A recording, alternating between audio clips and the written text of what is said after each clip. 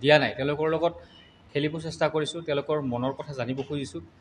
তাৰ মাজেদিয়ে তেওঁলোকে চেষ্টা কৰিছোঁ যে তেওঁলোকৰ মানসিক শাৰীৰিক বৌদ্ধিকভাৱে কেনেকৈ বিকাশ কৰিব পাৰি বিভিন্ন খেলা ধূলাৰ মাধ্যমেৰে হওক বা আমাৰ নাটকৰ কিছুমান কি কয় থিয়েটাৰ গেম থাকে, তাৰপিছত কি কয় ইমাজিনেশ্যন কল্পনা শক্তি তেওঁলোকৰ কেনেকৈ বঢ়াব পাৰি, সেইবিলাকৰ জৰিয়তে তেওঁলোকক কেনেকৈ উন্নতি সাধন কৰিব পাৰে তেওঁলোকে নিজে নিজে সেইখিনিৰ ওপৰত চেষ্টা কৰিছোঁ।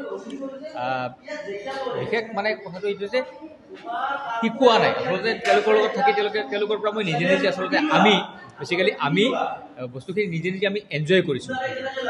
আৰু আমি এতিয়াও নাটকৰ ছাত্ৰ, মই নিজকে কওঁ যে মই সদায় নাটকৰ ছাত্ৰ। মই এইটো নকওঁ যে মই কিবা বহুত জানো।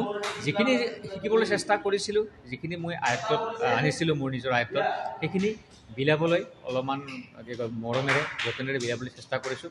তেনেকৈ ভাল লাগে। আৰু কোৱাৰ দৰে নাটক যিহেতু মোৰ একদম সৰুৰ পৰাই মোৰ প্ৰথম প্ৰেম, যিহেতু নাটকতে যিহেতু মোৰ প্ৰথম প্ৰেম, নাটকেই যিহেতু অভিনয় যিহেতু মোৰ প্ৰথম প্ৰেম, গতিকে এই বস্তুটো থাকি গ'ল, এইটো থাকি যাব। উশাহ থকালৈ নাটক থাকিব আৰু অভিনয় থাকিব শৰীৰত। আৰু যেনেকৈ যিমান দূৰ পাৰোঁ ল'ৰা ছোৱালীখিনিৰ মাজত ফূৰ্তি কৰিম, হাঁহিম, তেনেকৈ ল'ৰা ছোৱালীখিনিৰ মাজত থাকিম, তেনেকৈ বস্তুখিনি বিলাই যাবলৈ চেষ্টা কৰিম। এনেকুৱা জুন জুলাই মাহত আমি এনেকৈ ধৰণে সৰু সৰু ল'ৰা ছোৱালীৰ লগতে ব্যস্ত থাকোঁ। কেতিয়াবা বঙাইগাঁৱত হয়তো, কেতিয়াবা ধুবুৰীতো কৰে, কেতিয়াবা উজনিৰ ফালেও গ'লে আচলতে সঁচাকৈ ভাল লাগে। আমি আচলতে সিহঁতক যিমান শিকাব পাৰোঁ তাতকৈ আমি সিহঁতৰ পৰা বেছি শিকিব পাৰোঁ আচলতে।